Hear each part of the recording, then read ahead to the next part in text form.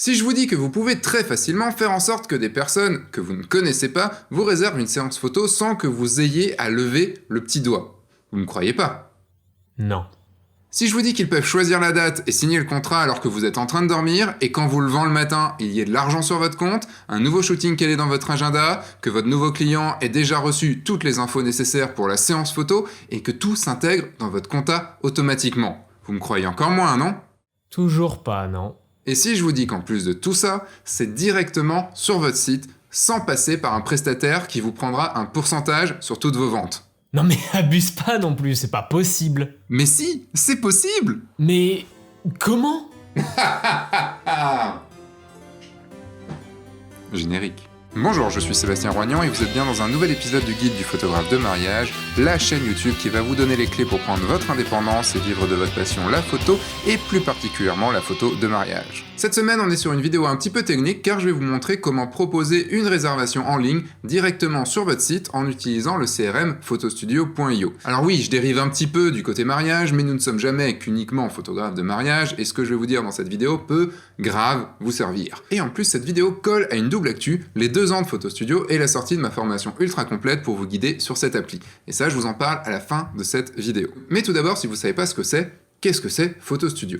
Photostudio, c'est un CRM. En gros, c'est une appli qui vous aide à gérer tout l'aspect client de votre activité. Photostudio a été créé spécialement pour les photographes. L'idée principale est d'avoir un suivi qui vous permet de dorloter vos clients sans que ça vous prenne tout votre temps en automatisant le maximum de tâches. Comme par exemple des mails automatiques, la signature du contrat en ligne, le paiement en ligne, la facturation automatique, la gestion des relances, les liens avec votre agenda et encore beaucoup d'autres choses. Pour ceux qui me suivent depuis quelques temps déjà, j'avais fait une vidéo sur F1.4 qui vous expliquait déjà tout le principe de l'application. Dans cette vidéo-ci, je vais vous montrer autre chose. Si vous voulez faire la manip en même temps que moi, vous pouvez. Si vous avez déjà un compte, vous avez juste à y aller. Et si vous n'en avez pas déjà, vous pouvez aller sur photostudio.io et en créer un. Il y a 2 mois d'essai gratuit et vous avez 1 mois supplémentaire si vous utilisez mon code d'affiliation FUN4. Avant de pouvoir aller dans la réservation en ligne, il y a 2 choses obligatoires. Avoir au moins un type de shooting et avoir au moins un produit à présenter. Donc pour les types de shooting, vous les trouvez dans Réglages type de shooting. Donc là, il faut au moins que vous en ayez un. Par exemple, un type de shooting séance. Donc là, j'ai un type de shooting séance photo. Et dans Réglages tarifs et facturation, il faut que vous ayez un produit. Par exemple, ça va être le produit séance 1. Et on va aller dans modifier le produit séance 1 et bien vérifier que il est présent dans séance photo. Vous voyez, parce que c'est celui-là que je vais utiliser. Donc faites en sorte, s'il se trouve encore ici, de bien sélectionner séance photo et qui se trouve dans type de shooting sélectionné. Et vous sauvegardez. Et il y a également 2 choses facultatives à régler. La première, c'est d'avoir un contrat qui est lié avec le shooting, et la deuxième, c'est d'avoir activé le paiement en ligne. Vous allez dans Réglages, modèle de contrat et CGV. Vous avez ici, par exemple, vous allez pouvoir créer un contrat, imaginons un contrat ici qui est spécifiquement fait pour les séances photo. Vous l'encodez ici, vous encodez votre contrat, donc moi je mets juste test contrat, comme ça, je sauvegarde. Et pour activer le paiement en ligne, c'est dans Réglages paiement en ligne, et vous allez ici activer votre soit une adresse PayPal, soit votre compte Stripe. Ça, c'est les 2 types de paiement en ligne que vous pouvez avoir. Maintenant que tout ça c'est fait, passons au cœur du sujet de cette vidéo. Allons tout de suite dans Réglages et réservation en ligne. Visuellement, on a 2 côtés. On a le côté réservation en ligne avec mes disponibilités et un côté agenda. Ici, c'est les séances que vous allez pouvoir proposer et l'agenda, c'est les séances qui sont calées dans votre agenda. Je vais vous montrer tout de suite comment régler vos disponibilités pour pouvoir activer cette réservation en ligne. Il y a 2 façons de faire. Il y a le bouton ajouter et il y a le bouton générer. Avec ajouter, vous allez pouvoir ajouter un créneau un par un. Imaginons par exemple que vous proposez une séance photo de couple tous les mardis soirs de 18h à 20h. Avec le bouton générer, vous allez pouvoir créer plusieurs créneaux que vous définissez durant un laps de temps prévu. Par exemple, vous définissez 4 créneaux de 30 minutes le dimanche après-midi de 14h à 18h. On va voir ces 2 parties en détail. Pour le bouton ajouter, on a d'abord la date. La date à laquelle j'enregistre cette vidéo, c'est le 7 octobre.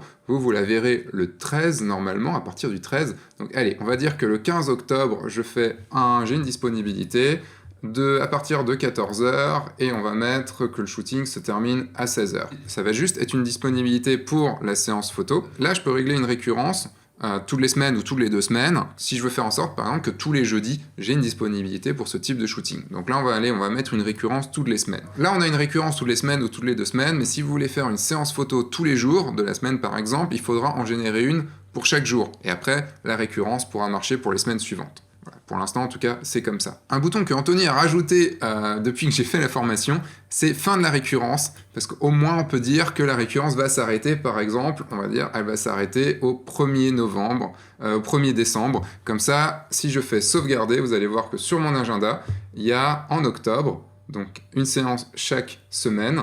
On peut voir qu'en novembre aussi, et que ça s'est arrêté début décembre. Merci Anthony pour ces petits ajouts, c'est con mais c'est ce qui fait que on est bien sur Photo Studio puisque Anthony nous écoute et il fait les petites modifs comme ça au fur et à mesure. Passons maintenant à la deuxième façon de faire, le bouton générer. Dans l'exemple que je vous ai donné tout à l'heure, on parlait du dimanche après-midi, donc je vais partir sur le dimanche 18, heure de début, là on a dit que c'était l'après-midi, donc 14h. Il n'y a pas d'heure de fin à régler puisque cela dépendra du nombre de créneaux qu'on va donner. Là on va se dire qu'un créneau ça va être 30 minutes, donc c'est 30 minutes de shooting. On va dire qu'il y a 4 créneaux, et on va se mettre une pause quand même entre chaque créneau, on va mettre une pause de, allez on va dire, pour que les choses soient assez claires, on va mettre 30 minutes de pause entre chaque créneau, comme ça on aura un shooting tous les heures. En type de shooting, pareil, je mets la séance photo, et pour la récurrence, c'est exactement la même chose que pour le bouton ajouter, là je vais mettre par exemple aussi, là je vais mettre toutes les 2 semaines, avec une fin de récurrence qui va être pareil au 2 décembre. Je génère, et là, on voit sur l'agenda qu'il y a eu 4 créneaux. Un créneau à 14h, à 15h, à 16h, à 17h. Donc c'est bien un créneau d'une demi-heure avec une demi-heure de pause entre chaque. Si je clique dessus, on voit que c'est un créneau comme ça entre 14h et 14h30. Et il y a une récurrence toutes les 2 semaines, vous voyez, jusqu'à fin novembre. On va faire un petit point maintenant sur les réglages, avec le bouton qu'il y a ici. Si on clique dessus, on a cette fenêtre, et on a donc l'URL de votre page de réservation. En gros, vous pouvez mettre le nom que vous voulez. Il faut que ce nom soit évidemment disponible par rapport à tous les autres utilisateurs de Photo Studio. Donc moi j'ai mis le guide du photographe de mariage, ce qui fait que quand je clique sur ce bouton-là, ce que vous verrez après, je vais sur la page de réservation. La date limite de réservation, c'est combien de temps avant on peut encore réserver. Là, en mettant 48 heures, donc ça veut dire que si on est à plus de 48 heures de la séance, on peut réserver, et si on est à moins de 48 heures, on peut pas réserver, histoire de ne pas vous retrouver pris au dépourvu quand le client 2 minutes avant est venu. Et là, on a 2 options, libérer automatiquement les réservations incomplètes ou libérer automatiquement les réservations impayées après 15 minutes. Ça veut dire que si votre client ou votre prospect prend plus de 15 minutes à réserver et à payer, la réservation s'annule et est réservable par quelqu'un d'autre. J'en ai discuté avec Anthony parce que je disais 15 minutes c'est peut-être un petit peu léger quand même, et il m'a dit que non, toutes les réservations sont faites en beaucoup moins de 15 minutes, voire c'est 8-9 minutes, donc ça laisse quand même le temps. Ça évite que les gens pensent qu'on peut pas réserver, que le créneau est déjà réservé alors qu'au final il ne le sera pas. Puis vous avez ici la 3e option qui est bloquer automatiquement les disponibilités suivant votre agenda.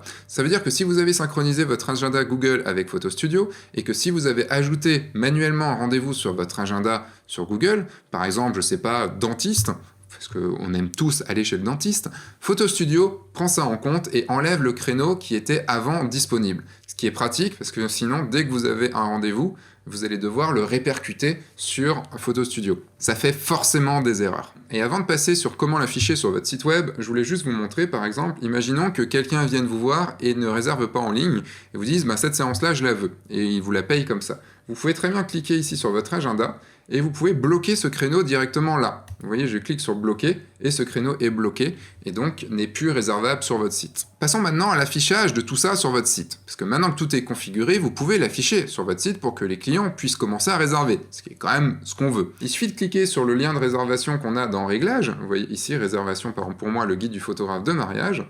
Hop, je clique dessus, et j'arrive ici sur une page avec la réservation, où là j'ai séance photo, par exemple la séance photo du jeudi 15 à 14h, donc celle qui va durer 2 heures, ou les petites séances ici, 18 octobre, les 3 du 18 octobre, puis celle du jeudi 22 octobre, celle du 29, et après, si on passe en novembre, on a toutes les autres séances. Pour l'afficher sur votre site, c'est assez simple, il suffit de prendre ce lien ici, de le copier, d'aller sur votre site, de créer un bouton, et de dire que ce bouton va vers ce lien-là. Donc faites en sorte par contre de bien faire que le bouton ouvre dans une nouvelle fenêtre, histoire que le client n'ait pas l'impression de sortir de votre site, parce qu'il devra faire précédent pour revenir sur votre site, ce qui est vraiment pas top. À l'heure où je fais cette vidéo, on ne peut pas encore l'intégrer sur notre site, mais c'est une mise à jour qui va arriver normalement dans pas très longtemps. Enfin, Anthony m'a dit qu'elle arriverait, je ne sais pas quand, mais je pense dans pas très longtemps. Si par exemple vous avez plusieurs types de shooting, et que vous allez encoder par exemple une disponibilité, imaginons on a une disponibilité là qui va de 18 à 19, et c'est pourquoi? C'est pour une séance fiançailles, imaginons. J'applique, ici je sauvegarde, et on voit qu'on a ici une séance fiançailles. On va dire, c'est un coup de hasard, mais on va dire que c'était ultra préparé pour vous montrer cette petite option. Là vous voyez que la séance fiançailles est devenue rouge. Pourquoi? Tout simplement quand je clique dessus, j'ai déjà un shooting que j'avais encodé. Donc, je peux aller voir le shooting, mais ça me dit bien « Hey, tu peux pas, attention, c'est pas possible ». Donc c'est pas grave, je vais aller la modifier en cliquant sur ce bouton, puis sur 18-19h, et je vais aller changer. Je vais la mettre, allez, je vais la mettre le 20. Comme, normalement, je pense que j'ai rien ce jour-là. Non, j'ai rien. Et vous voyez, elle est passée en verte pour bien montrer que c'était une séance photo différente. Donc imaginons maintenant que sur mon site, sur une page spécifique, je ne veux pas du tout qu'il y ait les séances fiançailles, parce que pour moi les séances fiançailles c'est que pour les mariages. Donc là je vais faire un lien de réservation qui ne sera que pour les séances photos. J'affiche le lien, et vous voyez ici je n'ai que les séances photos, et je n'ai pas la séance photo fiançailles. Ça vous permet par exemple d'avoir une page de vente spécifique pour un certain type de shooting, et de ne pas avoir les autres types de shooting dans la page. Voilà, pour les réglages, c'est aussi simple que ça, et voyons voir maintenant du côté du client comment ça se passe. En gros, imaginons un couple qui a envie d'une séance photo avec vous. Donc ils vont sur votre site, adorent ce que vous faites, ce que vous proposez leur convient, ils appuient sur le bouton « Réserver une séance », donc ils arrivent ici, ils se disent « j'aime bien la séance photo du jeudi 15 octobre 2020 à 14h ». Donc ils cliquent dessus. Là, ce sont des produits que j'avais déjà mis dans séance photo. Donc ils peuvent choisir ce qu'ils veulent, par exemple séance 1 d'1 heure ou séance 2 de 2 heures. Donc par exemple, allez, ils prennent une séance 2 et ils vont se dire je veux en même temps un coffret de tirage. Allez, donc total comme ça, très bien, je vais accepter les conditions générales de vente et je vais cliquer sur commander. Ici, ils vont remplir qui ils sont. Donc par exemple, ils remplissent leurs coordonnées, donc j'ai rempli rapidement les coordonnées, if sauvegarder, et là ils arrivent directement sur le contrat, donc le contrat qui a été mis pour le shooting photo. Tout est déjà rempli. Ils vont signer le contrat, donc signature de Julie. Je suis content, j'ai signé, j'ai envoyé, et là maintenant ils peuvent payer. Donc soit ils vont payer par carte, soit ils vont payer par PayPal, soit ils vont payer par virement si vous avez proposé le virement. Donc là, imaginons qu'ils vont payer par PayPal. Je vais pas le faire parce que pour cette vidéo, je ne vais pas dépenser 900 € de mois pour l'amener dans ma société. Là, je fais payer, et puis on est bon, ils ont déjà la facture, tout bien comme il faut. Si je reviens sur mon photo studio, vous voyez qu'ici, j'ai des notifications par Julie Christin. Je vois que Julie Christin a fait une nouvelle réservation, qu'elle a signé le contrat, et si elle avait payé, eh bien, je pourrais me dire, ok, c'est bon, elle a payé, enfin j'aurai la notification comme quoi elle a payé, et l'argent qui arrivera sur mon compte. Et voilà, c'est quand même plutôt cool, non ?